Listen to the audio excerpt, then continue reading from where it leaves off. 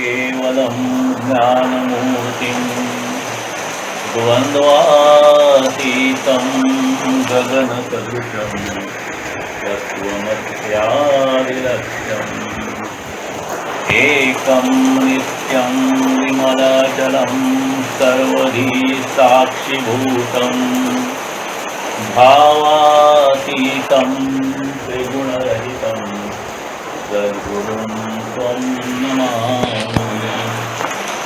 मूकं करोति वाचालं पङ्गुं लङ्घयते गिरिं यत्कृपातमहं वन्दे परमानंदमाधवम्। स्वामीजींचं पुण्यस्मरण आणि राष्ट्रकल्याण प्रार्थना। हे राष्ट्र मोठे झाले पाहिजे यासाठी अखंड परिश्रमाबरोबर वातावरण शुद्धीही झाली पाहिजे। या दोन्हींची एकत्रता आम्ही करत आहोत। मानवता कल्याणमस्तु, राष्ट्र कल्याणमस्तु, व्यक्ती कल्याणमस्तु। हरि ओम। मागच्या वेळेला आपण 6 ते 10 हे श्लोक घेतले, त्याचा थोडक्यात सारांश आपण घेऊया। पहिल्यांदी त्या 5 श्लोकांचा साधारण अगदी थोडक्यात सारांश असा म्हणता येईल की काम, क्रोध, मद, मत्सर ही सगळे जे विकार आहेत त्या विकारांपासून शक्यतो दूर राहावं। सहनशीलता, नम्रता असे गुण धारण करून आपल्या धैर्याने आणि शांत वृत्तीने सभोवतालच्या लोकांच्या मध्ये शांती निर्माण करावी।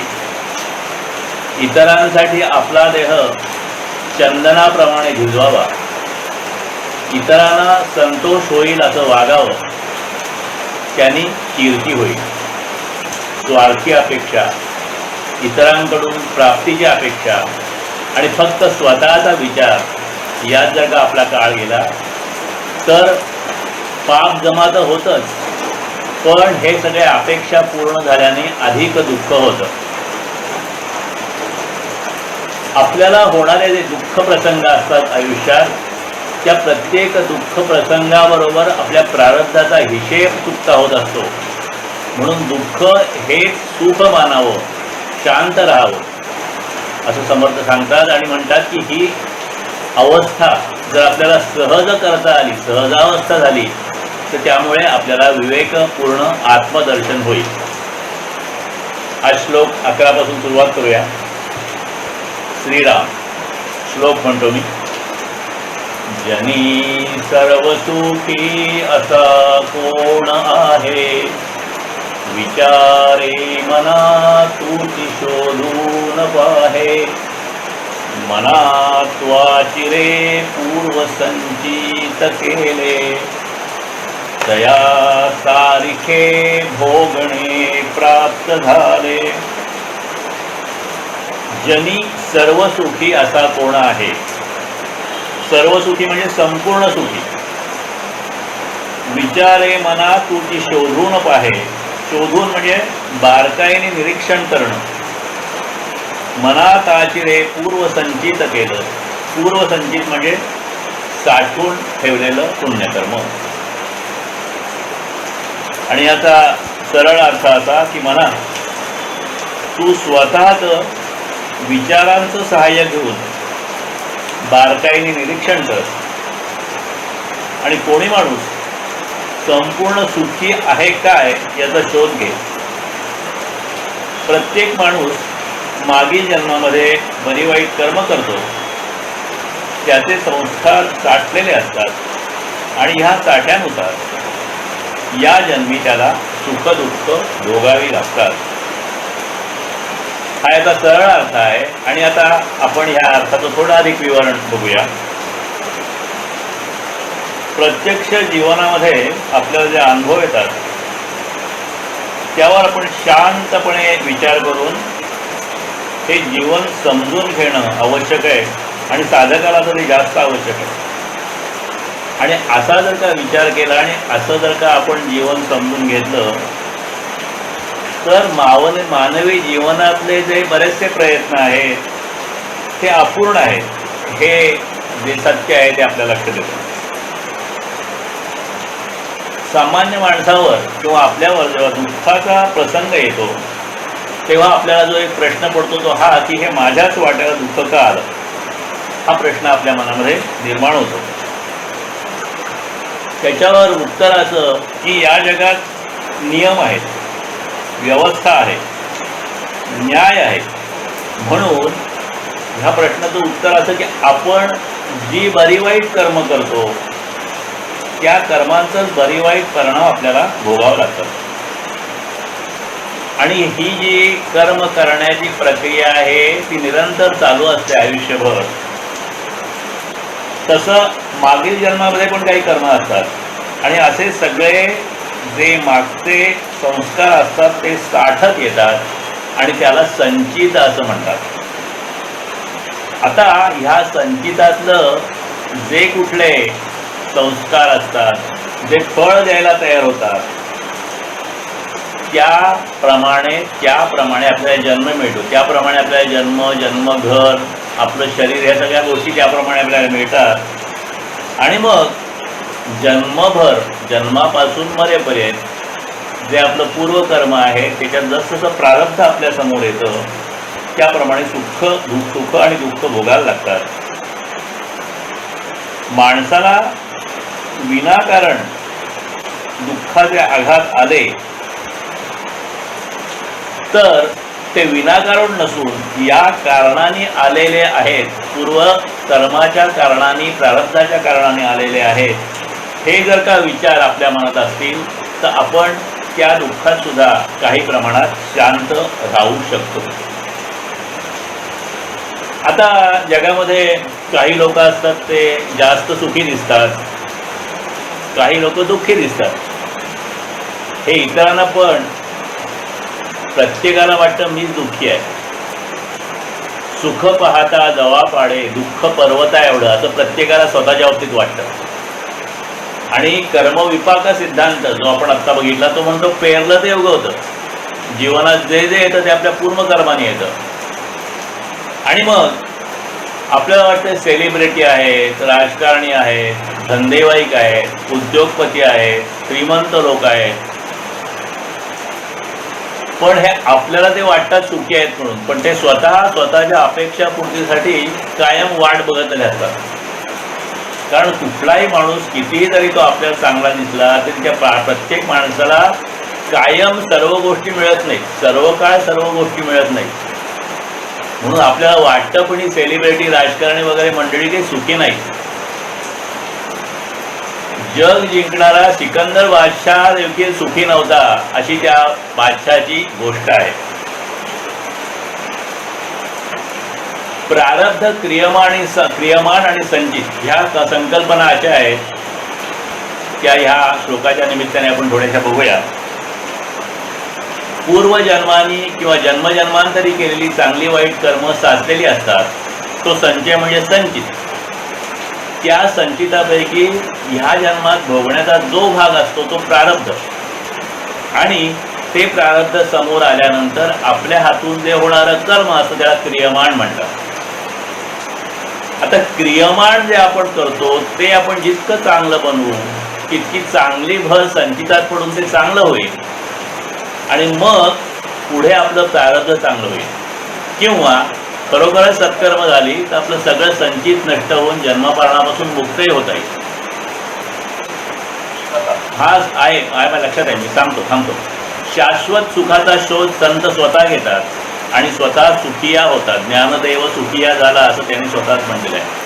आणि मग आपल्याला या शाश्वत सुखाचा मार्ग सांगतात. असा मार्ग जो आहे तो आपल्याला समर्थ या श्लोकात सांगत आहे. आता ह्या ठिकाणी आपण थोडं आता क्रियमाण आणि संचित ह्या संकल्पना बघत होतो. तर आपण जे करतो त्याप्रमाणे पुढचं सगळं प्रारब्ध तयार होत असतं. म्हणून जे करू ते जेवढं आपण चांगलं करू तेवढं आपलं संचित चांगलं होईल आणि प्रारब्ध चांगलं होईल. आणि हा सगळा प्रकार जो आहे त्याच्यासाठी आपल्याला समर्थ मार्गदर्शन करतात किंवा संत मार्गदर्शन करतात. आता ह्या श्लोकाचा सुरुवातीचा जो शब्द आहे, वेळा ओळ आहे, ती अशी आहे की जनी सर्व सुखी असा कोण आहे. सुखाच्या शोधेत प्रत्येक जण आहे, पण सुखी माणूस आहे का? ते सुखी माणसाच्या सदऱ्याची एक गोष्ट आहे. पण एक सुखी माणूस सापडलाय आणि त्याचं नाव आहे, म्हणजे त्याचा ती सायंटिफिक त्यांनी त्याच्या सगळ्या व्यक्तिमत्वाचा अभ्यास केला. त्याचं नाव आहे मॅथ्यू रिकार्ड. हा एक फ्रेंच लेखक, छायाचित्रकार, अनुवादक आहे, पण तो आता बुद्ध भिक्षू आहे आणि नेपाळमधल्या एका मठात राहतात. यांचं जे जीवन आहे, तर काही लोकांना कदाचित ही व्यक्तिमत्व माहीत असेल, पण ज्यांना माहीत नाही त्यांच्यासाठी सांगतो की त्यांचे वडील हे तत्वज्ञ म्हणजे फिलॉसॉफर, आई त्यांची चित्रकार. त्यांचा जन्म पॅरिसला झाला 1972 नाही, 1972 नाही, आता ते 75 वर्षाचे आहेत, म्हणजे 1946-6च्या सुमारास झाला असेल. नंतर ते सेल जिनॅटिक्स म्हणून PhD झाले, म्हणजे ते जिनॅटिस्ट आहेत, म्हणजे सायंटिस्ट आहेत. 72 साली त्यांना ही PhD मिळाली. आणि मग हे सगळं झाल्यानंतर ह्या सगळ्या ज्या शास्त्रीय विषयाच्या चालणाऱ्या चर्चा, वादविवाद, ह्या सगळ्यावर त्यांना उभं आला आणि मग बुद्ध धर्म अभ्यासासाठी ते भारताकडे आले. आणि नंतर जे काही तिथे त्यांनी ऐकलं, समजलं, त्याप्रमाणे ते बुद्धिस्ट मॉंग झाले. मॉंग म्हणजे त्याला काय म्हणतात, ते त्यांचे संन्यासी, भिक्खू. आणि त्याच्यानंतर अनेक वर्ष ते घरी गेलेच नाहीत, एकांतात राहिले. त्यांनी ध्यानधारणा आणि सगळा अभ्यास केला. अनेक वर्षांनी त्यांचे वडील त्यांना भेटायला आले, त्यावेळेला त्यांनी त्यांच्याशी जी चर्चा केली अनेक वर्षांनी त्यांच्या एकंदर अनुभवांची, त्याच्यावरती मॉन्क अँड द फिलॉसॉफर नावाचं पुस्तक लिहिलं गेलं. आणि ह्या माणसाचा मेंदूचा अभ्यास रिचर्ड डेव्हिडसन नावाच्या विस्कॉन्सिन युनिव्हर्सिटी अमेरिकेतल्या एका सायंटिस्टनी केला. आणि त्यांनी बघितलं की ह्याची मेंदूची स्थिती आहे की ज्या स्थितीमध्ये जास्तीत जास्त सुखलहरी बाहेर पडतात, अशी ही आहे. आणि हा माणूस स्वतःला सुखी म्हणतो. पण म्हणजे ह्याचा अर्थ असा की त्याला लौकिक जीवन सोडून पूर्ण पद्धतीने एक वेगळ्या पद्धतीचं संन्यासी जीवन जगल्यानंतर तो माणूस सुखी झाला. अत्यंत लोकप्रिय असा असलेला हा श्लोक आहे. जनी सर्व सुखी असा कोण आहे, विचारी मना तो तू शोधून काढे. मनुष्य आयुष्यभर काबाड कष्ट करतो, पण आपण नेहमी म्हणतो उद्या सुखी होण्यासाठी माझे प्रयत्न आहेत. आज या क्षणी तो सुखी नसतो. असा तो सुखी मॅथ्यू रिकार्ड आहे. प्रत्येकाच्या जीवनामध्ये संचिताचं, प्रारब्धाचं कार्य चालू असतं. प्रारब्ध काय आपल्याला बदलता येत नाही, पण क्रियमाण बदलणं आपल्या हातात आहे. आणि म्हणून उपाय सांगतात समर्थ, उपासनेला दृढचाल व्हावे, देव संतांसी सदा नमावे. ह्या आयुष्यामध्ये बाह्य दृष्टीने पूर्ण कोणीही सुखी होणार नाही. कारण जसं व्यक्तीचं प्रारब्ध आहे, तसं ह्या सगळ्या संकुल जगाचं सुद्धा प्रारब्ध आहे. कलेक्टिव्ह विल हा कन्सेप्ट आहे. म्हणजे आपण जसे सगळे विचार करतो, तसे जगातले जे जे सगळे विचार आहेत ते एकत्र होत असतात. आणि त्या त्या क्षणाला ह्या जगाचं एक कलेक्टिव्ह विल, सामायिक इच्छाशक्ती निर्माण होत असते. आणि ही चांगली वाईट असते. म्हणून माणसाच्याच आयुष्यात नाही, पण जगात सुद्धा चांगले वाईट प्रसंग आणि काळ कायम येत राहील. आणि म्हणून आपल्या बाह्यदृष्टीने सुख आपल्याला मिळणार नाही, पण आपलं अंतरंगातलं सुख प्राप्त करण्यासाठी आपलं कर्म हे अधिकाधिक शुद्ध करावं. आणि ते ज्या वेळेला अत्यंत शुद्ध होईल, अकर्म स्थितीला येईल, त्यावेळेला हळूहळू आपल्याला सत्यस्वरूप चिरंतन शक्तीची म्हणजे परमेश्वराची ओळख होऊ लागेल. आणि तो खरा आपल्या सुखाच्या प्रवासाचा आरंभ असेल.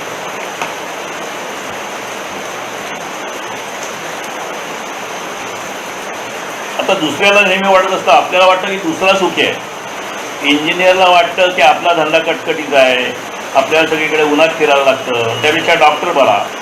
डॉक्टर म्हणत असतो मी कसला, माझा धंदा कडू आणि घाण वासाच्या मध्ये बसलेला आहे, रोगी कधी बोलवा आहे, तो व्यापारी बरा. असं सगळ्यांना वाटतं की माझ्यापेक्षा दुसरा बरा.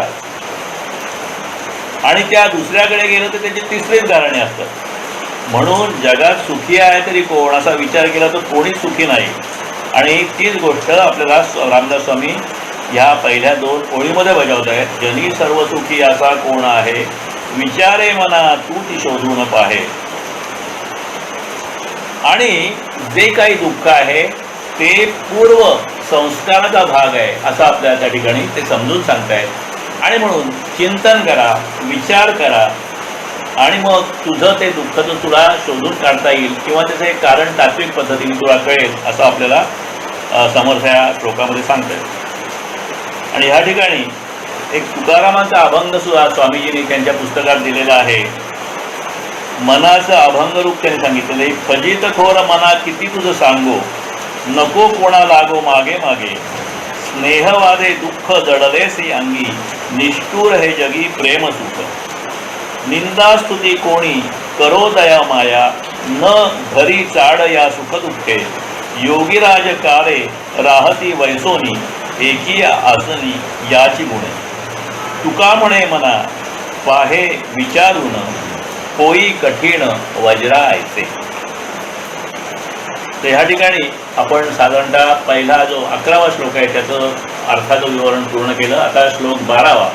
श्रीराम. मना मानसी दुःख आणू नको रे, मना सर्वथा शोक चिंता नको रे. विवेके देहे बुद्धी सोडून द्यावी, विदेहीपणे मुक्ती भोगीत जावी.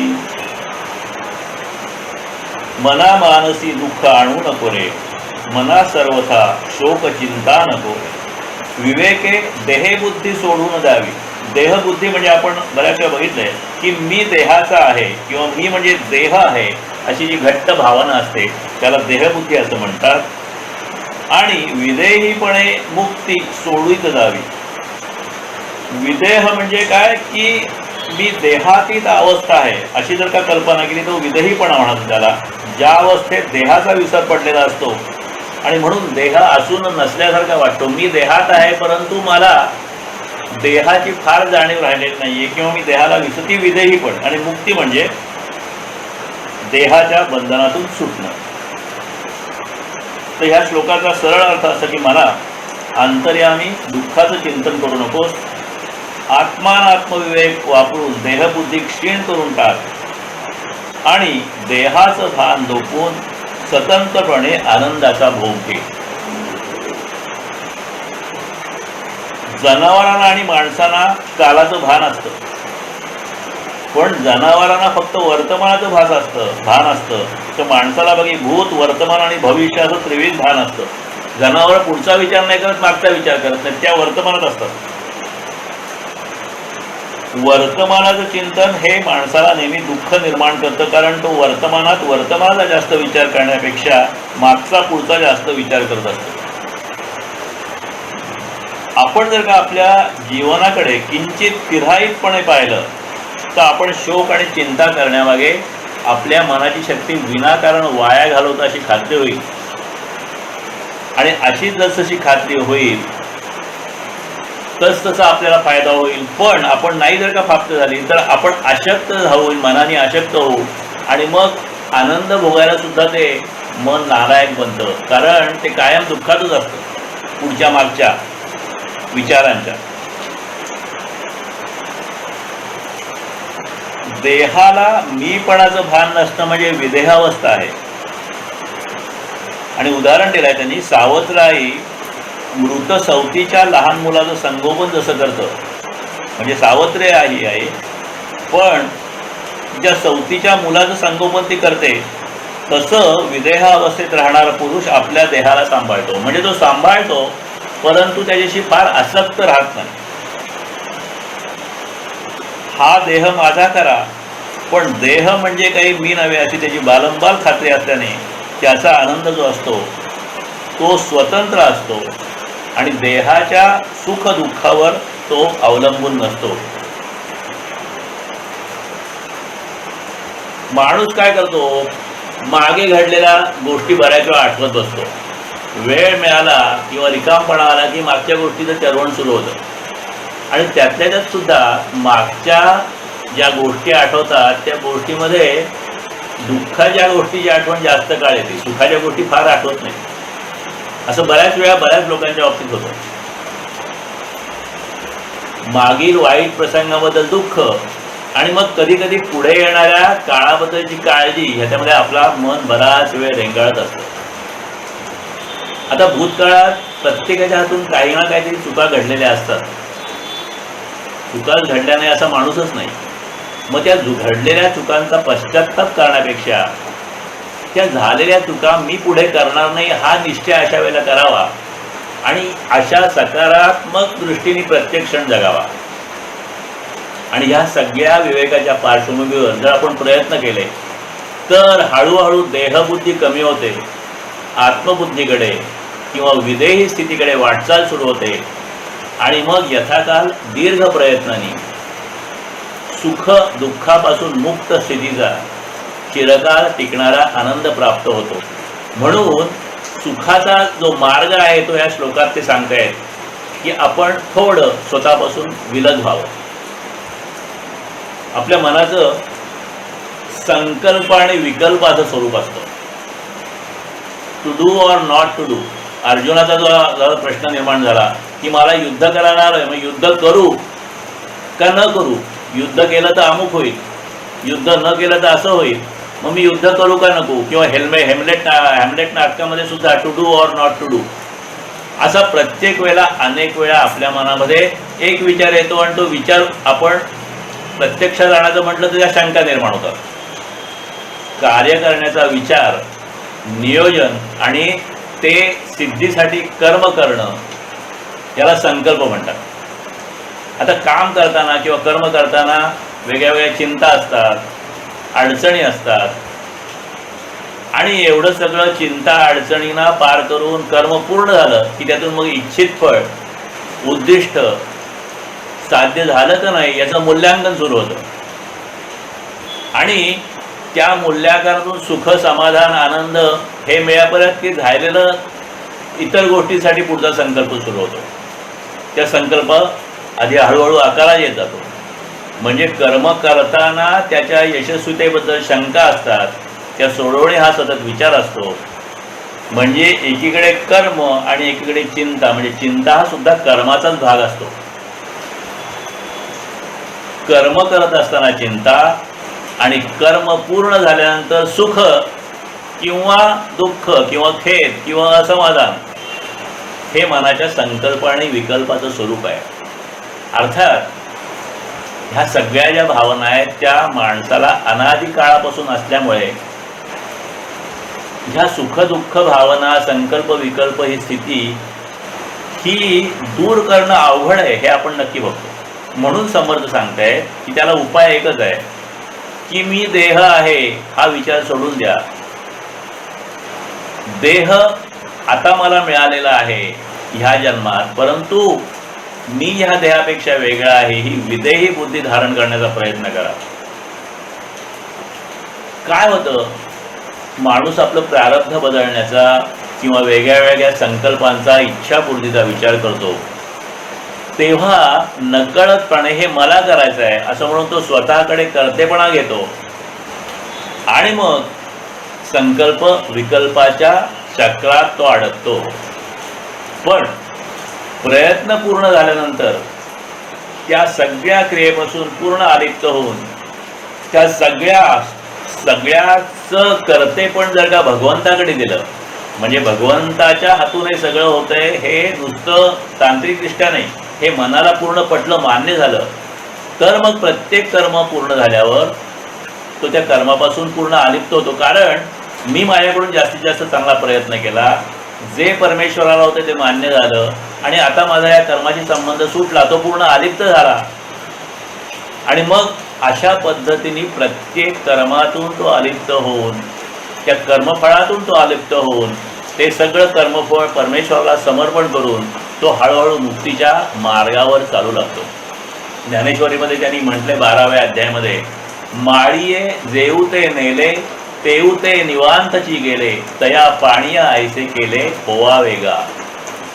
म्हणजे ही उपमा आहे की माळी बागेला पाणी घालत असतो, ते पाट आखलेले असतात पाण्यासाठी.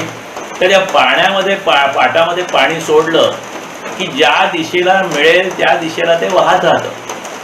तसं व्यक्ती भगवंत जे करील ते माझ्यासाठी योग्य असेल ह्या भावनांनी आपल्या जीवनाचे प्रत्येक कर्म जर का करीत राहिलं, संकल्प विकल्प न करता, म्हणजेच मै नाही तूही सही, मी नाही तूच सत्य, अशी जर का परमेश्वराच्या वृत्ती मिळाली किंवा मिळवण्याचा आपण प्रयत्न केला तर आपण सुखी होऊ. म्हणून अशी वृत्ती मिळवावी असं आपल्याला समर्थ या ठिकाणी सांगताय.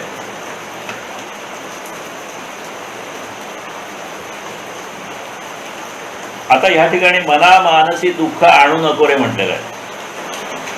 स्वामीजी त्यांच्या विवेचनात म्हणतात, दुःख मनात आणू नकोस म्हणजे काय? मनात काय एखादी भावना झाकून ठेवण्यासाठी एखादी काही निराळी जागा असते का? तर ते म्हणतात असते. तुम्हीच विचार करून बघा. बाप ज्यावेळी मुलाला रागाने मारत असतो किंवा ओरडत असतो, त्या क्षणाला मुलावरची माया काय बापाच्या मनातून गेलेली नसते कुठे. रागाचा झटका आलेला असताना ते नेहमीचं प्रेम असतं ते वर येत नाही. पण त्या मारामुळे मुलगा जर घरातून पळून गेला, मग बाप जाहिरात देतात कशाला देतो, कशाला बसतो शोधत त्याला, रागवलो बाबा ये परत ये, चुकलो. आणि म्हणून अशा पद्धतीने रामदास आपल्याला सांगतात की दुःखाचं चिंतन करणं हे मनाच्या हाती आहे. म्हणजे आपली जी भावना आहे ती आपण काही काळ वेगळ्या पद्धतीने ती दडू ठेवू शकतो जर का आपण प्रयत्न केलं. तर ह्या आपण उदाहरणात बघितलं की अशा पद्धतीने त्याला प्रेम आहे, परंतु त्या ठिकाणी मुलाला सुधारण्यासाठी तो रागवलेला आहे. चिंता किंवा शोक करणं किंवा टाळणं हे सुद्धा मनाच्या हाती आहे. म्हणून ते म्हणतात विवेक धरावा. सतत शरीराचं लाड करत बसू नये. शरीरातच आणि आपल्या देहबुद्धीमध्ये गुंतून बसू नये. आणि ह्या देहाच्या वासनांपासून अलिप्त राहण्याची सवय करणं म्हणजे मुक्ती. आणि ही मुक्ती विदेहीपणे मुक्ती भोगीत जावी अशी चौथी ओळ सांगत आहे. म्हणजे ह्यातले पहिल्या दोन जे ओळी आहेत, मना मानसी दुःख आणू नको रे, मना सर्वथा शोक चिंता नको रे, म्हणजे काय तू करू नकोस ते सांगतात. आणि पुढच्या ज्या दोन ओळी आहेत, विवेक येते ही बुद्धी सोडून द्यावी, विदेहीपणे मुक्ती भोगीत जावी, हे तू काय कर ते सांगतात.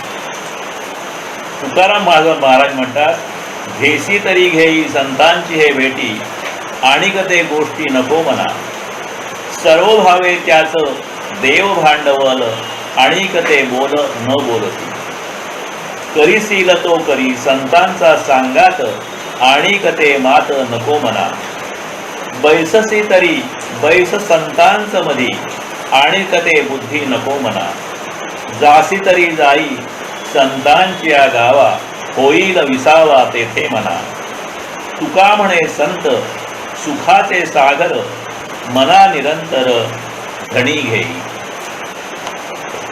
संतांचे जे विचार असतात ते आपल्याला आपल्या जीवनातल्या ज्या काही सगळ्या समस्या असतात त्या समस्यांच्यावर मार्गदर्शन करण्यासाठी असतात. या पद्धतीने हे मार्गदर्शन आपण या मनाच्या श्लोकांतून बघत आहोत. श्लोक 13. श्रीराम. मना सांग पा रावणा काय झाले, अकस्मात ते राज्य सर्वै बुडाले, म्हणोनी कुडी वासना सांडी वेगी, बळे लागला काळ हा पाठी लागी. अकस्मात ते राज्य सर्वै बुडाले. मना सांग पा रावणा काय झाले, अकस्मात ते राज्य सर्वै बुडाले. अकस्मात म्हणजे काही कल्पना नसताना, अकल्पितपणे. म्हणून कुडी वासना सांगी वेळी. कुडी म्हणजे दुष्ट किंवा वाईट, विश्वासघाती, कपटी अशा ज्या वासना आहेत त्याची कुडी या शब्दात वर्णन केलेलं आहे. बळे लागला काळ हा पाठी लागी. पाठी लागी म्हणजे पाठीमागे येणारा, मागोमाग येणारा असा त्याचा अर्थ आहे शब्दांचा. आणि सरळ अर्थ असा की म्हणा रावणाच्या जीवनाचा अंत कसा झाला तो पहा. काही कल्पना नसताना त्याचं एवढं साम्राज्य पार बुडालं. म्हणून दुष्ट वासना चटकन सोडून दे.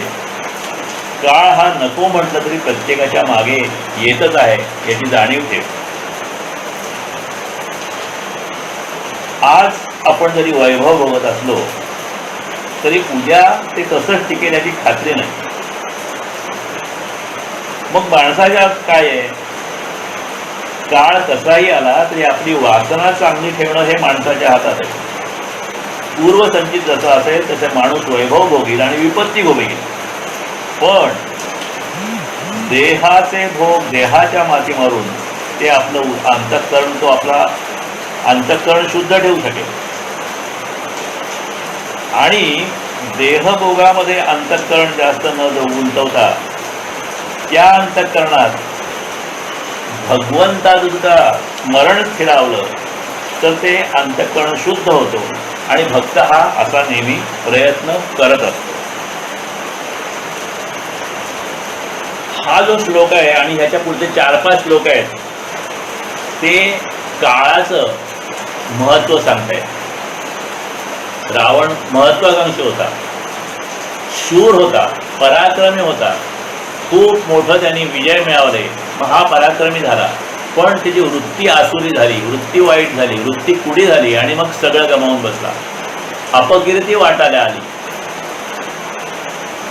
आता वासना तर आपण टाळू शकत नाही, वासना नको असं नाही, पण जी वासना असेल ती सत वासना असावी, कुडी वासना नको. आणि दुसरी गोष्ट आहे की हा काळ जो आहे सतत धावतोय, तो कधीही थांबत नाही. आपल्या हातात फक्त आत्ता हे क्षण आहे. म्हणून ते म्हणतात do it now, now or never. ह्या क्षणात जे काही तुला चांगलं कळलं ते ह्या क्षणाला सुरुवात कर. जे मिळवायचं ते प्रामाणिक प्रयत्नाने मिळवायचं आणि जे मिळालं ते सर्व स्वतःच्या उपभोगासाठीच न वापरता त्याचा इतर योग्य गोष्टीसाठी सुद्धा विनियोग करायला पाहिजे. विषयांचा जो उपभोग आहे तो नेहमी संयमाने घ्यावा असं सांगतात. ह्या श्लोकामध्ये या 2-3 महत्वाच्या गोष्टी सांगितलेल्या आहेत त्या अशा आहे की 1, कुठल्याही गोष्टीचा अहंकार नको. 2, कुडी किंवा दुष्ट वासना नको, आपल्या वाईट वासना नको. आणि 3री म्हणजे विवेकाने विचाराने हळूहळू देहबुद्धी कमी करायची. हा सगळा जो श्लोक आहे आणि ह्या श्लोकाचा संदेश आहे हा आपण ह्या ठिकाणी लक्षात घ्यायला पाहिजे. आपण ते गाणं ऐकतो, धन्य ही स्वर्गाहून लंका, म्हणजे इंद्राचं किंवा देवांचं जे राज्य, देवांची जी राजधानी आणि इंद्रलोक त्या इंद्राच्या पेक्षाही मोठी अशी धन्य होती लंकापुरी किंवा लंका नगरी. पण ही सगळं जे पराक्रम होता, सगळं जे काही मिळकत होती, मिळवलेली गोष्ट होती, ते एका चुकीने हे सगळं राज्य बुडालं. आपण मगाशी बघितल्याप्रमाणे प्रारब्ध म्हणजे क्रियमाण आपण जेवढं चांगलं बनवू तेवढं संचित चांगलं होईल आणि मग आपल्याला संचित हळूहळू कमी करून जन्ममरणापासून मुक्त होता येईल. कर्म करणं ही एक गोष्ट आहे आणि कर्मफळ हा दुसरा भाग आहे. आपल्या हातातली गोष्ट म्हणजे ह्या क्षणाचं कर्म ते योग्य प्रकारे करून आपण प्रारब्ध चांगले होईल किंवा आपलं संचित चांगलं होईल हे बघितलं पाहिजे आणि जे प्रारब्ध आलं त्याची काळजी सोडून दिली पाहिजे. आता आपण जे कर्म करतो त्या कर्माच्या मुळाशी कुठली तरी वासना असतेच. वासनेशिवाय कर्मच होणार नाही, इच्छेशिवाय कर्मच होणार नाही. म्हणजे उदाहरणार्थ एखाद्या ठिकाणी आपण बाहेर चाललोय, बागेत किंवा रस्त्याने चाललोय आणि सुगंध आला की आपण बघतो कुठे सुगंध आला आणि मग आपल्याला दिसतं की छान फूल फुललाय, त्याचा सुगंध येत आहे आणि मग आपण त्या फुलापर्यंत पोचतो आणि त्या शक्य असेल तर फूल तोडून घेतो किंवा तो सुगंध घेत आपण त्यातली मजा घेतो. म्हणजे जसं वासना आली म्हणून ती क्रिया झाली, अशी प्रत्येक कर्माच्या मुळाशी कुठली तरी वासना असते. पण ती वासना शुद्ध आहे का नाही ह्याची आपण काळजी केली पाहिजे, याची आपण सतत जाणीव ठेवली पाहिजे. कारण कर्म हे कायम आयुष्यभर चालू असतं आणि म्हणून ते कर्म करत असताना त्या कर्माच्या पाठीमागे आपली वासना वाईट तर नाही आहे ना, चांगली आहे ना, हे आपण बघितलं पाहिजे. पुढीतली म्हणजे आपल्या देह इंद्रियातील मनातील वासना आपल्याला शुद्ध आणि एकदम शुद्ध होणार नाही, तर हळूहळू आपल्यातला वाईटपणा कमी कमी करत घेतला पाहिजे, असं हा श्लोक सांगतो. आता हे सगळं बोलायला सोपं आहे, कळणं पण सोपं आहे, पण वळणं काही सोपं नाही. आणि म्हणा आपण बऱ्याच वेळा म्हणतो हो बरोबर आहे, पण आपण उद्या करू, आज काही जमत नाही, आता म्हणून 1 तारखेपासून सुरुवात करू किंवा आता पुढच्या वाढदिवसापासून सुरुवात करू. हा उद्या जो उद्या आहे ना, उद्या कधीच येत नाही. कारण आयुष्य कधी आहे, किती आहे आणि कुठल्या क्षणी संपेल आपल्याला माहीत नाही. म्हणून समर्थ आपल्याला हे सगळं वेगी म्हणजे वेगाने करायला सांगतायत. कारण काळाचं बळ, काळाचा जोर खूप जास्त आहे, आपण तो कंट्रोल करू शकत नाही. म्हणून काळ अपव्यय न करता आपण प्रारब्ध शुद्धीचा म्हणजे कर्मशुद्धीचा जो आपला भाग आहे तो अंगीकाराला करायला पाहिजे.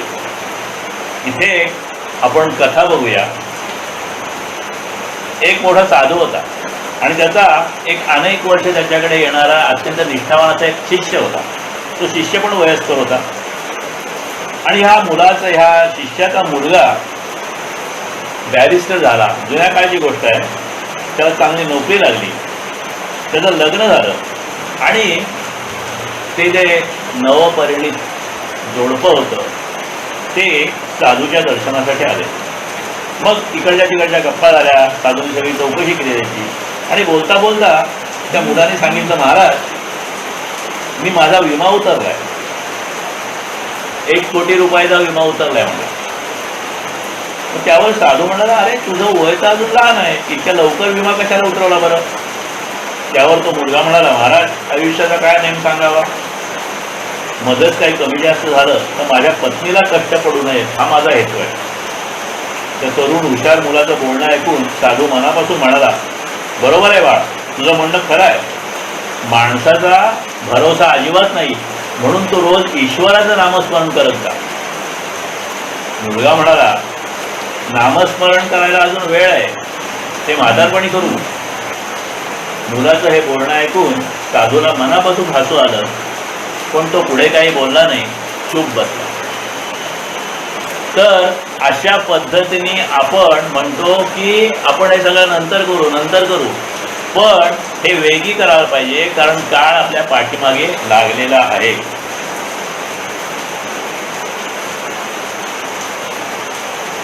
आपल्या मनाची सगळी जी चंचलता आहे ना, ते सुखाचं टोक घासण्यासाठी असते. म्हणून रामदास इथे दाखवत येत आहे की रावण हा तर सुखाच्या शिखरावर होता, त्याचं काय झालं, 14 चौकड्याचं राज्य 14 दिवसात आटपलं.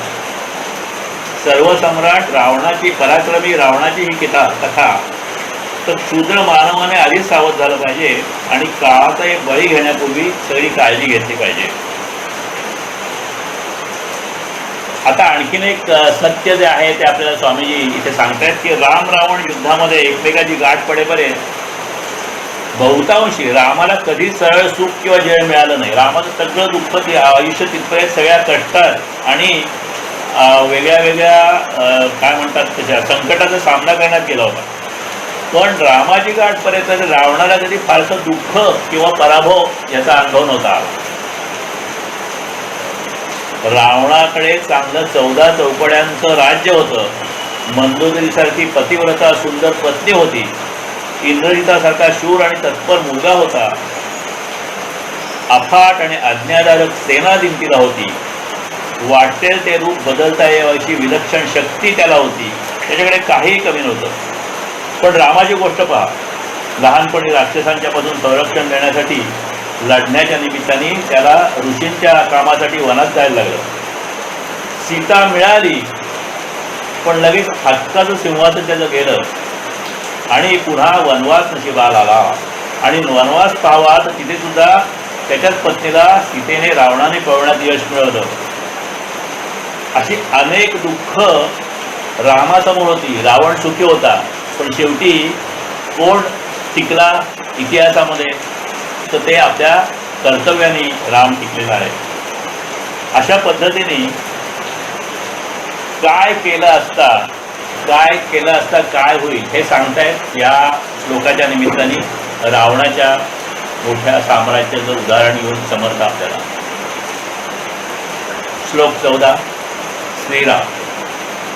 जीवा कर्मयोगे जनी जन्म झाला, परी शेवटी काळमुखी निमाला. महाथोरते मृत्युपंथेची गेले, किती एकते जन्मले आणि मेले. जीवा कर्मयोगे जनी जन्म झाला, परी शेवटी काळमुखी निमाला. निमाला म्हणजे काय? संपला, मग शेवट झाला, विराम पावला. महाथोरते मृत्युपंथेची गेले, किती एकते जन्मले आणि मेले. सरळ अर्थ असा की पूर्वकर्माचा जसा संबंध असेल त्याला अनुसरून प्रत्येक जीव जगात जन्म घेतो, त्याच पूर्वकर्मानुसार तो जीवनात जगतो आणि अखेर मृत्यूच्या मुखात विराम पावतो. जगातले मोठे मोठे थोर पुरुष अखेर मृत्यूच्या मार्गाने जातात. आजवर अगणित माणसं जन्माला आली आणि अखेर मरून गेली. थोडक्यात ह्या श्लोकाचं विवरण बघू आपण आता. आपण जगात जगतोय आणि आपलं जीवन व्यवस्थित चालण्यासाठी आपल्याला किमान स्वार्थाची जरूर आहे हे नक्की आहे, त्याच्यामध्ये वाद नाही. पण त्या स्वार्थाची जर का अमर्याद वाढ झाली तर जीवनाचा विचका होतो. अतिस्वार्थाने समाजात सुद्धा संघर्ष निर्माण होतो. काय होतं, एक माणूस श्रीमंत आणि 1000 माणसं दरिद्री अशी विचित्र परिस्थिती येते. आणि इतकं करूनही अंतकाळ जवळ आला की आपल्याला कुठलाही वैभव बरोबर घेता येत नाही, सगळं इथे सोडून जावं लागतं. आपल्या पूर्वकर्माप्रमाणे वर्तनात सगळं घडत असतं. जो आपला सध्याचा जन्म आहे तो सुद्धा पूर्ण कर्माप्रमाणे झाला आहे. आणि हे जे जन्म मृत्यूचं चक्र आहे ते कायम चालू असतं जिथपर्यंत आपल्या कर्माची वासना शांत होत नाही, आपलं कर्म निष्कर्म होत नाही, आपल्याकडे विधेय ही बुद्धी निर्माण होत नाही. त्याप्रमाणे हे सगळं जन्माचं आणि परत जन्माचं मृत्यूचं चक्र हे कायम चालू असतं. ह्याची वर्णन गीतेमध्ये चांगलं केलेलं आहे 2ऱ्या अध्यायामध्ये. सांडूनिया जर जर जीर्ण वस्त्रे, मनुष्य घेतो दुसरी नवीन. तशी टाकून जुनी शरीरे, आत्मा ही घेतो दुसरी निराळी. जन्मता निश्चये मृत्यू, मरता जन्म निश्चये. म्हणून टळे त्याचा, व्यर्थ शोक करू नको. भूतांचे मूळ व्यक्ती, मध्य तो व्यक्त भासतो. पुन्हा शेवट व्यक्ती, त्यामध्ये शोक कायचा. म्हणजे आपलं जे मूळ आहे ते अव्यक्त आहे, म्हणजे आपण शून्यातून या आयुष्यात आलो. हे जे आयुष्य आहे हे मध्य आहे, हा व्यक्त भाग आहे. परंतु आपलं हे जन्म जेव्हा संपेल आणि मृत्यू होईल तेव्हा परत आपण अव्यक्तामध्ये जाणार आहोत. म्हणजे अव्यक्त स्थिती ही खरी स्थिती आहे. आणि मग एकदा या जन्मात आल्यानंतर जसा आपण कपडे बदलतो तसं आत्मा शरीर बदलतो. जन्मानंतर मृत्यू आणि मृत्यूनंतर जन्म आहे, हे सगळं चालूच राहणार आहे. म्हणून हे जन्म मरणाचं किंवा जन्म मृत्यूचं चक्र आपल्याला हळूहळू कमी करायचं असेल तर आपली वासना शुद्ध करायला पाहिजे, कर्मशुद्धी करायला पाहिजे. आपल्या हातात फक्त जन्म कसा घालवायचा हे काही प्रमाणात तरी आहे. म्हणजे वर्तमान काळ जो आहे, हातातला काळ, हा हातातला काळ आपल्या हातात आहे. आपल्याला भविष्य काळ जो आहे तो आपल्या हातात नाही, भूतकाळ आपल्या हातात नाही. हा वर्तमान काळ जो आहे तो आपल्या हातात आहे. म्हणून प्रत्येक क्षण हा आपण सत्कारणी लावण्याचा प्रयत्न केला तर हळूहळू ह्या जन्म मरणाच्या चक्रातून आपली मुक्ती होऊ शकेल, असा हा श्लोक सांगतो. प्रत्येकाचं आयुष्य वेगळ्या वेगळ्या पद्धतीने जातं.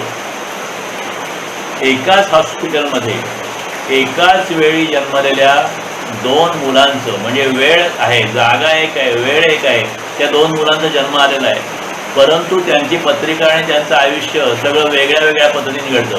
हे का घडतं? तर ते पूर्ण कर्मामुळे. म्हणजे अगदी एका हॉस्पिटलमध्ये एकाच आईच्या पोटी जरी जन्माला आलेली 2 मुलं असतील तरी सुद्धा त्यांचं वेगवेगळं आयुष्य घडतं. हे सगळं जे घडतं ते पूर्वकर्मामुळे. आणि या पूर्वकर्मामुळे आपल्याला प्रारब्धाचा रस्ता चालायला लागतो. प्रत्येकाचा आयुष्याचा मार्ग आणि आयुष्यातल्या घडणाऱ्या घटना जरी वेगवेगळ्या असल्या तरी सगळ्यांना एक गोष्टीला सामोरं जावंच लागतं. ती गोष्ट आहे मृत्यू. आणि म्हणून त्या मृत्यूला सामोरं जर का आपल्याला चांगल्या पद्धतीने जायचं असेल तर ह्या प्रवासामध्ये आपण सत्कर्माची आणि हरिनामाची जोड ठेवली, साथ ठेवली, तर आपल्याला हाच आपला प्रवास मुक्तीच्या मार्गावर हळूहळू नेईल. सगळे संत, सगळे ज्ञानी, सगळे जे कोणी श्रेष्ठ भक्त आहेत ते याच मार्गाने जात असतात आणि स्वतः जातात आणि आपल्याला सुद्धा जायला सांगत असतात.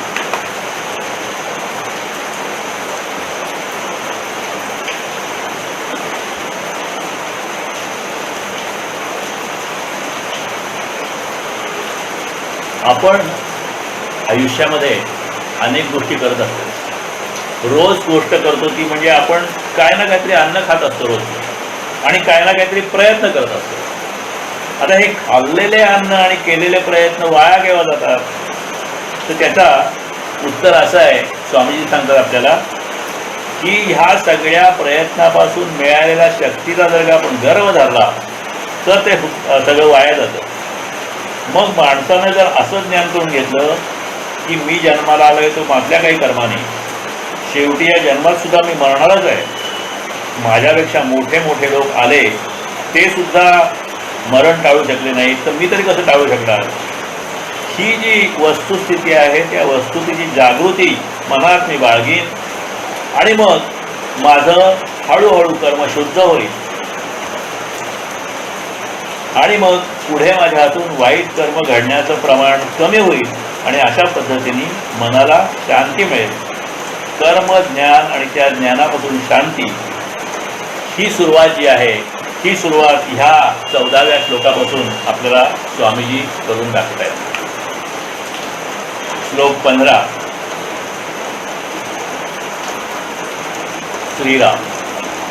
मना पाहता सत्य हे मृत्युभूमी, जिता बोलती सर्व ही जीवमी, चिरंजीव हे सर्व ही मानिताती, अकस्मात सांडूनिया सर्व जाती.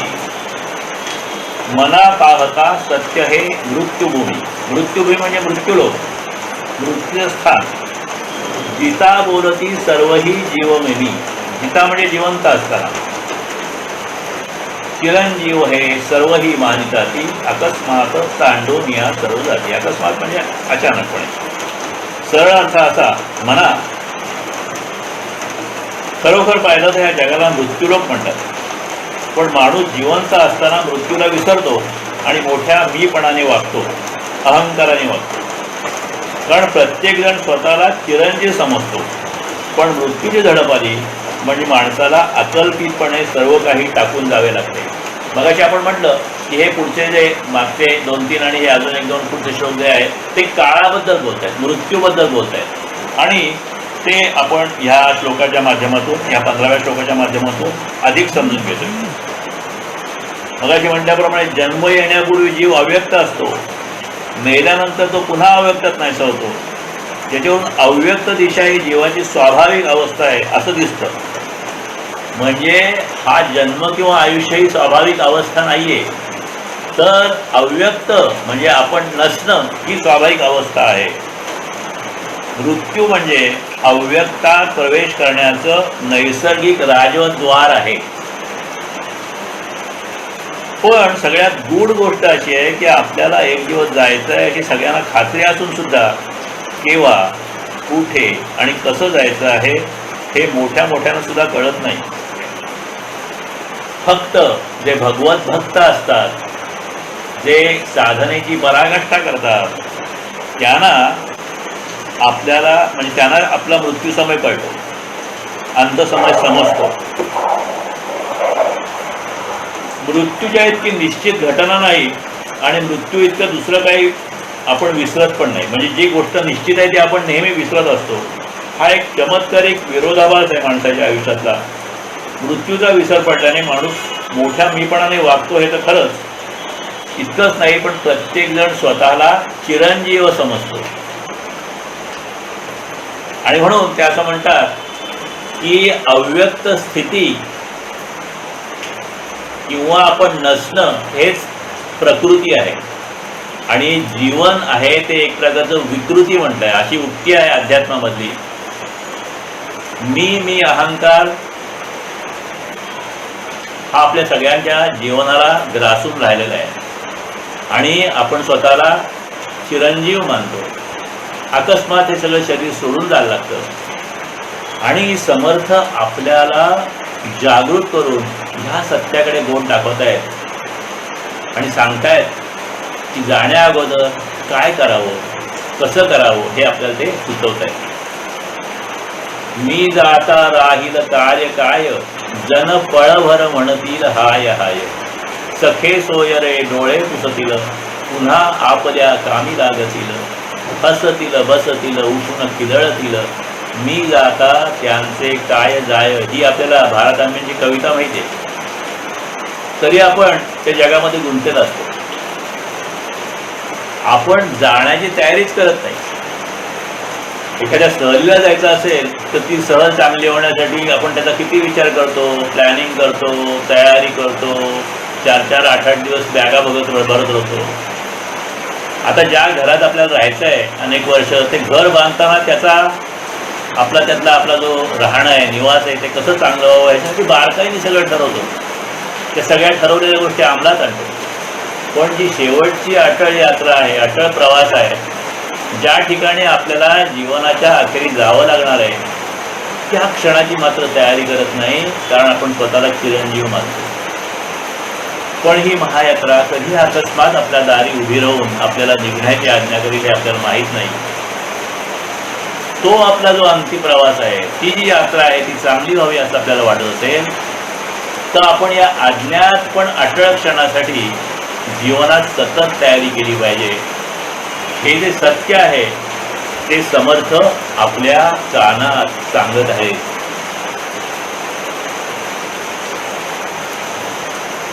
स्वामीजींचा ह्या श्लोकाचं जे विवरण आहे ते आपण बघूया. हा शब्द शंकररावांचा आहे, लक्षात ठेवा. उद्या माझ्या मोटारनी मी तुमच्याकडे येणार, तिथे जेवणार आणि ह्या माझ्या निश्चयात कसलाही फरक होणार नाही. शंकररावांचे मित्र हे आश्वासन ऐकून संतुष्ट झाले. शंकरराव बडे अधिकारी होते आणि त्यांच्याकडून त्यांच्या स्नेहाला काही काम करून घ्यायचं होतं. ही त्या स्नेहाची गोष्ट. पण दुसरी गोष्ट अशी होती की शंकररावांना सुद्धा या स्नेहाकडून काही लाभ होता आणि म्हणून त्यांनी त्याला हे आश्वासन दिलं होतं. आता हे आश्वासन जेव्हा शंकरराव देत होते तेव्हा शंकररावांच्या पोटात 2 टायफॉइडचे जीवाणू जंतू हसत होते, खिदळत होते आणि म्हणत होते आता काय होत आहे बघू. थोड्याच वेळापूर्वी शंकरांनी पाहिलेल्या पाण्यातून ते शंकररावांच्या पोटात आता उतरले होते आणि त्यांचे दुसरे सोबती पूर्वीच तिथे येऊन पोचलेले होते. शंकररावांची त्याच्या मित्राला दिलेली बढाई ऐकून पोटात गेलेल्या तो दोघांपैकी एक टायफॉइडचा जंतू पोट धरधरून हसून म्हणाला, अरे या मूर्खाचं कसलं मत आणि कसलं वचन. 2 तासात आता आडवा होणार आहे, तो 5-25 दिवस ते हातुणाबाहेर पडणार नाही. शंकररावांचं मन आणि मत आणि आश्वासन खोटं ठरलं, जीवाणूचं खरं ठरलं. मी म्हणत मनुष्य ज्या कल्पना करतो त्याचं त्याच्या शरीरावर सुद्धा पुरतं नियंत्रण नसतं. रामदास ह्या 15व्या श्लोकामध्ये या मीपणावर, अहंकारावर बोट ठेवून सांगतात की तुमचं कर्तृत्व, अहंकार, माया ह्या सगळ्यांपेक्षा सत्य जे आहे ते मृत्यू आहे. मृत्यू हे अधिक सत्य आहे. आपण आणि आपले आवडते सगळे चिरंजीव राहणार आहेत या मीपणात हा मनुष्य सर्व जन्म वाया घालवतो. थोडक्यात ह्या श्लोकांच्या मनाच्या श्लोकाच्या माध्यमातून आपल्याला संत महंत तुकाराम महाराज म्हणा, ज्ञानेश्वर महाराज म्हणा, आता रामदास स्वामी समर्थ म्हणा, हे सगळेजण आपल्याला एक अत्यंत उत्कृष्ट आदर्श जीवन निर्माण करायला सांगतात. त्यांनी स्वतः तसं आयुष्य निर्माण केलेलं आहे, आदर्श निर्माण केलेला आहे. तर अशाच एका अत्युच्च आदर्शाची आपण एक कथा ह्या श्लोकांच्या निमित्ताने बघूया. ही दधीची ऋषींची कथा आहे. देव आणि दानव किंवा देव आणि राक्षस यांच्यामध्ये युद्ध पूर्वी होत असत. आणि एका वेळेला असं झालं की वृत्रासूर नावाचा एक जो राक्षस होता तो अत्यंत प्रचंड आणि पराक्रमी आणि अत्यंत मोठा असा तो असुर होता. त्यांनी सगळ्या देवांना युद्ध करून हैराण केलं. इतकं हैराण केलं की देवांचा राजा जो इंद्र, त्या इंद्राचं सिंहासन सुद्धा सोडून त्याला त्यांनी सगळीकडे म्हणजे त्राही भगवान करून ठेवलं आणि त्याला आपलं सिंहासन सोडून पळून लावलं ते. आता हे सगळी देवता असतात, इंद्र असतात, ह्या सगळ्यांचा पराभव लागल्यानंतर ते गेले आणि ते ब्रह्मदेवाकडे. ब्रह्मदेवाने सांगितलं की आता अशी परिस्थिती झालेली आहे की देवांचा पराभव झालेला आहे, इंद्रलोक हा आता शत्रूच्या ताब्यात जाणार आहे, तर आम्ही काय करू, ह्याला कसं हरू, आम्हाला काहीतरी कल्पना द्या. ब्रह्माजीने त्यांना सांगितलं की तुम्ही दधीची ऋषी म्हणून आहेत त्यांच्याकडे जा, कारण ह्या अशा संकटामध्ये फक्त तेच तुम्हाला सहाय्य करू शकतात. ते कसं सहाय्य करू शकतात की त्यांनी जे काही प्रचंड तप आणि साधना केलेली आहे त्यामुळे त्यांच्या सगळ्या शरीरामध्ये ब्रह्मतेज आलेलं आहे आणि त्यांची जी अस्थी आहेत किंवा हाडं आहेत ते हाडं सुद्धा ब्रह्मतेजाने भरलेली आहेत. त्या दधीची ऋषीनी जर का त्यांची हाडं किंवा अस्थी जर का तुम्हाला दिल्या तर त्या अस्थीपासून तुम्ही एक अस्त्र बनवू शकाल आणि त्या अस्त्राने फक्त ह्या वृत्रासुराचा पराभव होता येईल. आता हे सगळे घाबरलेले देव आणि त्यांचा राजा इंद्र हे दधीची ऋषींकडे गेले. दधीची ऋषींची त्यांनी प्रार्थना केली. प्रार्थना केल्यानंतर दधीची म्हणाले की तुम्ही मला कशासाठी आला, कशासाठी, काय तुम्हाला पाहिजे, तुमची काय मदत मी करू.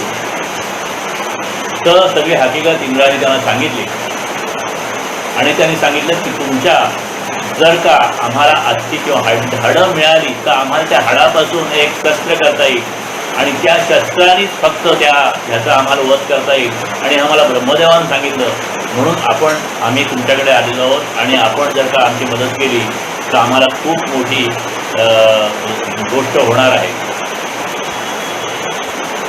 दधीची ऋषींनी एक क्षणाचा सुद्धा विचार केला नाही. ते म्हणाले ठीक आहे. त्यांनी 2 मिनिटं त्यांची प्रार्थना केली आणि ते ध्यान स्थितीमध्ये गेले आणि ध्यान स्थितीमध्ये घेऊन त्यांनी आपलं सगळं जे आहे ते शरीर हे मृत्यूच्या स्वाधीन केलं आणि त्यांचं शरीर मग त्या देवाने घेतलं, त्यांच्यापासून वज्र निर्माण केलं आणि त्या वज्राचा उपयोग करून वज्रासुराचा अंत केला. तर आपल्या अत्यंत थोर अशा जीवनाचा एक क्षणही विचार न करता त्याग करणारे महर्षी दधीची आज किती वर्ष झाली, किती हजार वर्ष झाली माहीत नाही आपल्याला, परंतु त्यांची जी ही कथा आहे ती अमर झालेली आहे आणि आपल्या ऋषी मुनी पूर्वस्वरूप ह्यांनी त्यागाचे अत्यंत उत्कृष्ट आदर्श निर्माण केलेले आहेत. आपल्याला ते हळूहळू सांगतात की एकदम नका करू, परंतु थोडा थोडा प्रयत्न करा, थोड्या थोड्या चांगल्या मार्गाला लागा. आणि अशा पद्धतीने हे 11 ते 15 श्लोक आहेत त्याचा आपण सारांश बघणार आहोत. सारांश बघितल्यानंतर मी ह्या सगळ्याच्या श्लोकाच्या शेवटी आपल्याला जे आत्मचिंतनाचा विचार करणं आवश्यक आहे ते आत्मचिंतन प्रार्थना घेणार आहे. त्या प्रार्थनेनंतर अंजली हे 5 श्लोक म्हणणार आहे आणि हे 5 श्लोक म्हणून झाल्यानंतर मग आपली नेहमीची जी जळगाव केंद्राची जी प्रार्थना असते ती आपण घेणार आहोत. असा आता राहिलेला भाग आहे. तर ह्या 11 ते 15 श्लोकांचा थोडक्यात सारांश काय होईल? सर्व काळ सुखी कोणी नाही. प्रत्येकाला पूर्वसंचिताप्रमाणे भोग येतात आणि ते भोगावे लागतात. त्याचं दुःख बाळगू नये. देहबुद्धी कमी करत राहणं हा मुक्तीचा एकमेव मार्ग आहे. जर का वासना दुष्ट असतील, पुढी असतील, तर कितीही शूर पराक्रमी जरी व्यक्ती असेल तरी त्याचा नाश होतो आणि त्यातून जीवन व्यर्थ जातं. जसं रावणाचं गेलं. जन्म होतो, जगात माणूस येतो, जीवनभर पूर्वकर्मानुसार सुखदुःख येतात जातात आणि शेवटी केव्हा तरी हे जग सोडावं लागतं. हे जग जे आहे त्याला मृत्यूभूमी म्हणतात. पण जगणारा माणूस मृत्यू येणार हे सत्य नेहमी विसरत असतो, लक्षात घेत नाही आणि त्यामुळे हळूहळू माणसामध्ये मी अहम आणि अहंकार निर्माण होतो. आणि हे सगळं लक्षात घेऊन जीवन कसं जगावं, जीवन जगत असताना कर्म करत असताना काय प्रयत्न करावं याचं दिशादर्शन श्री समर्थ आपल्याला या श्लोकामध्ये करत राहतात. मी ह्या ठिकाणी आत्मचिंतन प्रार्थना म्हणतो आपल्या सगळ्यांच्या वतीने की आपल्या सगळ्यांची जी मनोभूमिका हे सगळं ऐकल्यावर जे होते त्या प्रार्थनेचे शब्द आहेत ते मी प्रार्थना म्हणतो आणि त्याच्यानंतर मी सांगितल्याप्रमाणे पुढचा भाग होईल. आत्मचिंतन प्रार्थनेचे शब्द मी उच्चारतो. आपण आपापल्या ठिकाणी शांत राहून डोळे मिटून या शब्दाचा अर्थ किंवा ही प्रार्थना असेल तर प्रार्थनेचे शब्द आपल्या मनातल्या मनात उच्चारा. सगळ्यांच्या वतीने आत्मचिंतन प्रार्थना. माझ्या आंतरिक शक्तीला स्मरून मी माझे स्वतःचे खरे कल्याण करून घेण्याचा निश्चय करीत आहे. माझं व्यक्तिमत्व आजवर मी जसा वागलो तसं बनलं आहे. माझ्या यापुढल्या प्रेरणा चांगल्या राखण्याचा मी निश्चय करीत आहे. मला आलेल्या वाईट अनुभवांबद्दल इतरांना दोष देण्याऐवजी आत्मचिंतन करीन. खोटं समाधान घेण्यापेक्षा धैर्याने आणि सद्बुद्धीने काम करीन. त्यामुळे मला यश मिळेल, शांती मिळेल आणि ती टिकेल. ज्या प्रमाणात मी हे चिंतन करीत आहे त्या प्रमाणात ती शांती मला आताही मिळत आहे. श्रीराम. आता हे 5 श्लोक अंजली म्हणेल. अंजली सुरू करा. श्रीराम जय जय समर्थ असा कोण आहे विचारे मना पाहे मना केले तया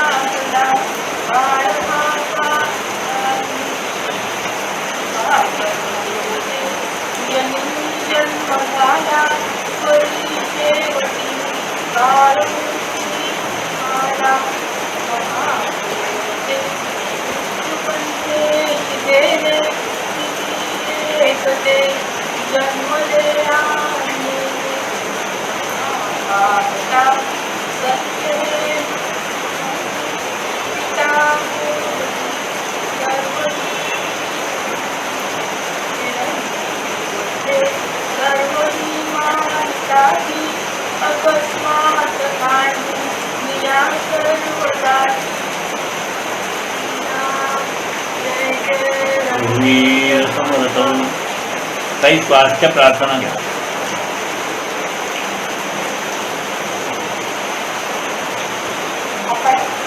आपण आता आत्मशक्ती विकास प्रार्थना घेणार आहोत. मी प्रार्थनेचे शब्द उच्चारेन. आपण आपल्या आपल्या ठिकाणी माझ्या मागून ते शब्द म्हणायचे आहे. अनंत अस्तित्वाचे आणि विशालतेचे प्रतीक असलेल्या महाशिवलिंगाचे एकाग्र चिंतन करून ही प्रार्थना करीत आहे. माझी आंतरिक शक्ती विकसित होण्यासाठी ही प्रार्थना मला सहाय्यभूत होईल. माझ्या मनाच्या दृढ निश्चयाने शरीरातील असंख्य पेशी आणि संप्रेरण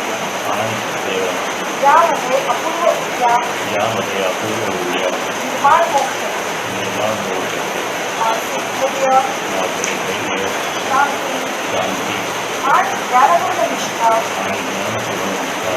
यामुळे माझी आंतरिक शक्ती अधिक बळकट होत आहे. या प्रक्रियेचा भाग म्हणून आरोग्यपूर्ण जीवनासाठी माझी प्रतिकारशक्ती संरक्षक शक्ती अधिकाधिक दृढ हो ही प्रार्थना. सर्व शक्तिमान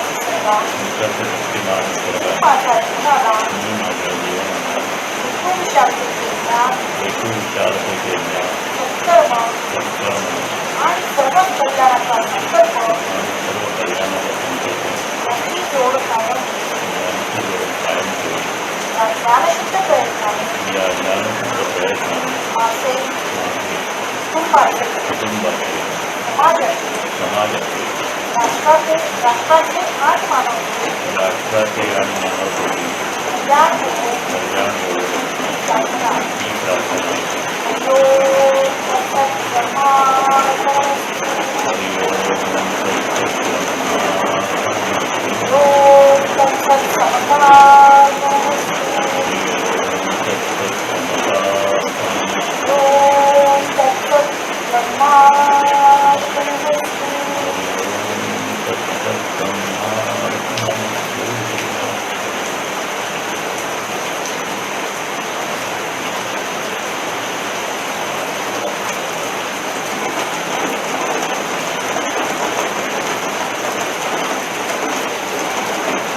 हरिओम. कुणाला काही बोलायचंय का?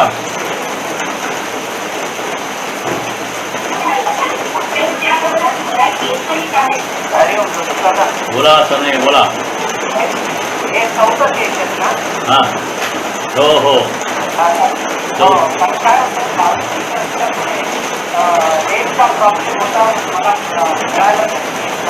ठीक आहे. आता पुढचे करा अटेंड. हा पाच लोक येते. बरोबर पंचक घेतोय. करेक्ट. हो हो हां ओके. एक प्रस्तावना झाली आणि मग पाच असे आता 15 पर्यंत आलोय आपण. हां बरोबर. खूपच सुंदर याची चांगली हे संकल्पना धन्यवाद. जळगाव केंद्राचे धन्यवाद. प्रारंभ आणि विद्यमान हां बरोबर धन्यवाद.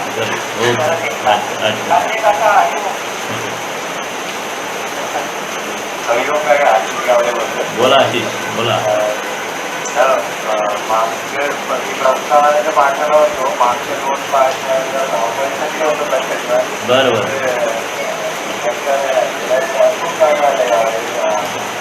हो. आता आपण परत रविवारी आलोय. परत आता शनिवारच्या ऐवजी रविवार सुरू केलंय.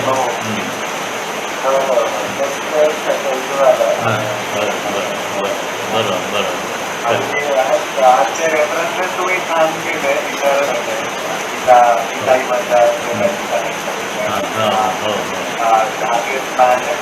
हो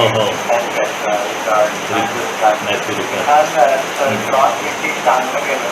त्याचा प्रॅक्टिकली चांगला उपयोग होता आम्हाला. हो, वेगळ्या वेगळ्या विषयावर बोलणं झालंय ना मनशक्तीच्या माध्यमातून बोलणं आणि लिहिणं, त्याच्यामुळे ते क्रॉस रेफरन्सेस येतात. बरोबर. जळगाव केंद्राला नंतर कांदे.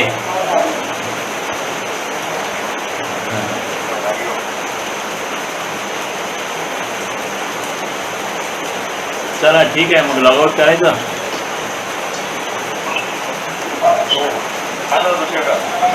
बोला प्रशांत. हो बोला. हरिओम.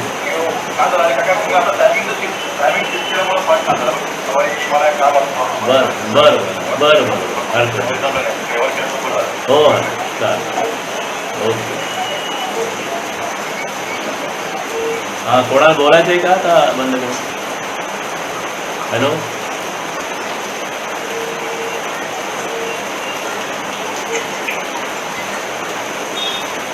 चला करायचं का लॉगआउट? ओके. हरिओम.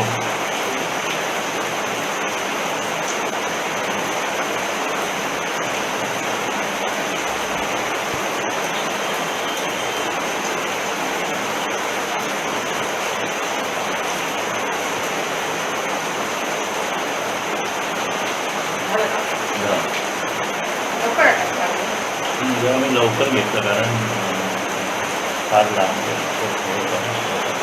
बंद करायचं ना.